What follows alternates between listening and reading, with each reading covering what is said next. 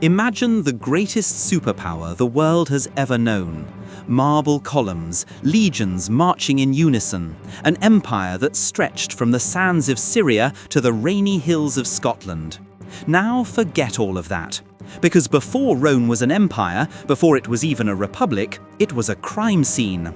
It was a swampy backwater village founded by outcasts and run by a fratricidal king. How did a handful of shepherds and refugees on the banks of the Tiber survive long enough to conquer the world? It wasn't destiny, it was pure, desperate survival.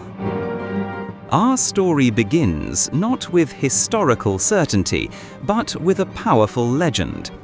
The traditional date for the founding of Rome is 753 BCE, born from the myth of Romulus and Remus, twin sons of the god of war, Mars. Abandoned as infants and suckled by a she-wolf, their story is one of survival, destiny, and fraternal conflict that would forever shape the Roman identity.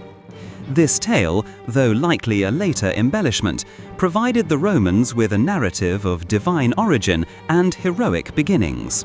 Beyond the myth, archaeological evidence suggests a more gradual beginning. Rome likely emerged from a collection of small hilltop villages inhabited by Latin and Sabine peoples. These early settlements on the 7 hills overlooking the Tiber River eventually coalesced into a more urbanized urban center, a process likely influenced by the rise of city-states in ancient Greece. The discovery of fortification walls on the Palatine Hill dating to the mid-8th century BCE provides strong evidence for the city's early foundations. For over 2 centuries, Rome was ruled by a series of 7 kings, a period known as the Roman Kingdom. These were not hereditary monarchs, but were elected by the Senate, a council of elders from prominent families. The kings held supreme authority as chief priests, judges, and military leaders.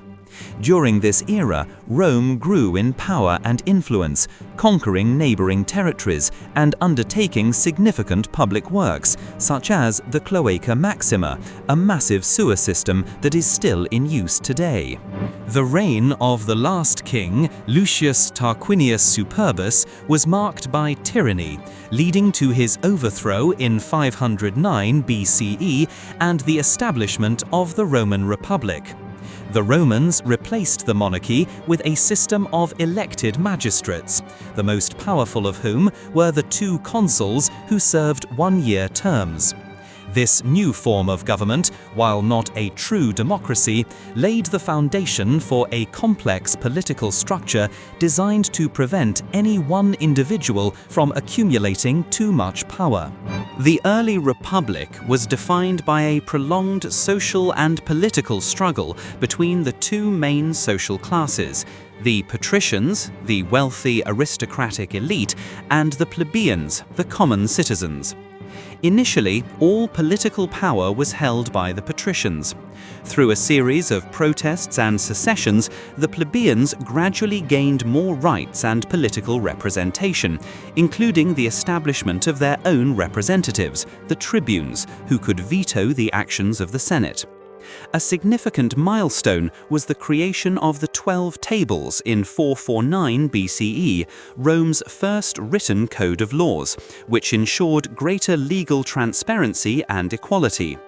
This internal struggle largely concluded in 367 BCE with the passing of the Licinian Sextian laws. These pivotal reforms finally allowed plebeians to stand for the office of consul, breaking the patrician monopoly on the highest office in the land. However, just as the Republic found internal stability, it faced an external catastrophe that nearly ended its history.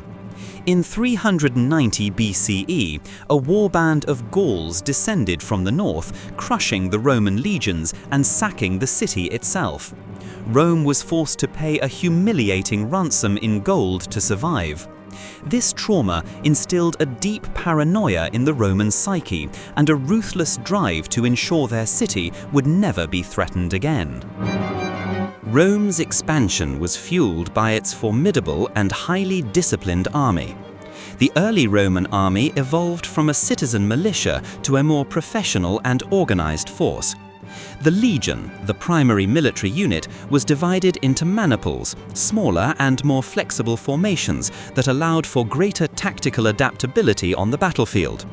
Roman soldiers were known for their rigorous training, superior equipment, and unwavering obedience to their commanders. This military machine, combined with a relentless will to conquer, would prove to be a decisive factor in Rome's rise to power. Rome's dominance in Italy was not achieved overnight. A series of brutal conflicts, known as the Samnite Wars, were fought against the formidable Samnite tribes of the Central Apennines. These wars, lasting over 50 years, were a severe test of Roman resilience and military adaptability. Despite initial setbacks, including a humiliating defeat at the Caudine Forks, Rome's perseverance and superior organization ultimately led to victory, securing its control over central Italy. The final major challenge to Roman hegemony in Italy came from the south. The Greek city of Tarentum, fearing Roman expansion, enlisted the aid of Pyrrhus of Epirus, a brilliant Greek general and a relative of Alexander the Great. Pyrrhus and his army, which included war elephants, initially defeated the Romans in several costly battles, giving rise to the term Pyrrhic victory. However, the Romans' seemingly inexhaustible supply of manpower and their unwavering determination eventually wore down Pyrrhus's forces. His defeat at the Battle of Beneventum in 275 BCE marked the end of major resistance in Italy. By 264 BCE, Rome had consolidated its control over the entire Italian peninsula south of the Po River. Thank you for watching. Please like the video and subscribe to our channel.